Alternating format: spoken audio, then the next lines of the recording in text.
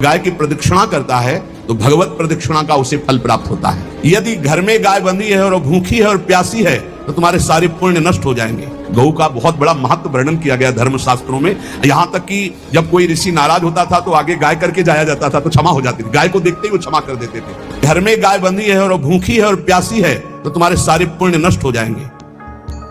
अगर घर में रजस्वला कन्या बहुत काल तक है और उसका विवाह आप नहीं कर रहे हैं तो आपके सारे सुकृत नष्ट हो जाएंगे। यदि घर में ठाकुर जी विराजमान है, कर का पहनाया हुआ माला सुबह तुमने देख लिया तो तुम्हारे सारे पुण्य नष्ट हो जाएंगे, क्योंकि शयन कराते समय तुमने उतारा नहीं, अर्थात तुम सेवा में प्रमाद करते हो। प्रथम जैसे सुबह श्रृंगार किया तो रात्रि के शयन के समय वो हटा लेने चाहिए माले। जब हम शयन कराते हैं तो भले पुष्प शैया पे शयन कराएं पर माला नहीं धारण। श्रृंगार का माला अगर दूसरे दिन दर्शन किए क्यों पहने ठाकुर जी, तुम्हारे सुकृत नष्ट हो जाएंगे।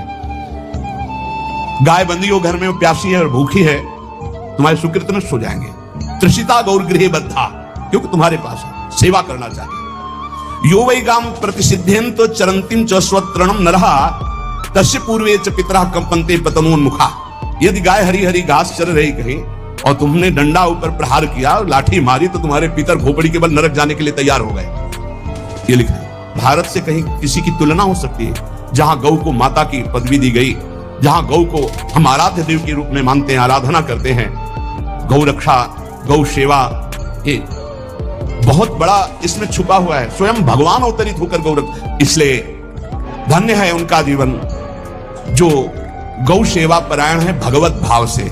गाय में साक्षात भगवान का भाव रखकर गौ सेवा करते हैं। गाय के गोबर से जहां लेपा जाता है वहां जिस देवता का आह्वान करोगे वही देवता आकर विराजमान हो जाएगा।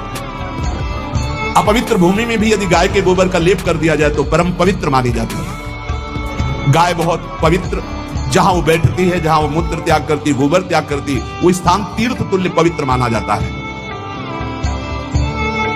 भगवान जब गाय के पीछे पीछे चलते तो गोरज उड़कर उनके मस्तक पर विराजमान होती, उनके मुखार बिंदु पर विराजमान होती। बाल गोविंद के अनिष्टों को दूर करने के लिए गाय के पूंछ को उनके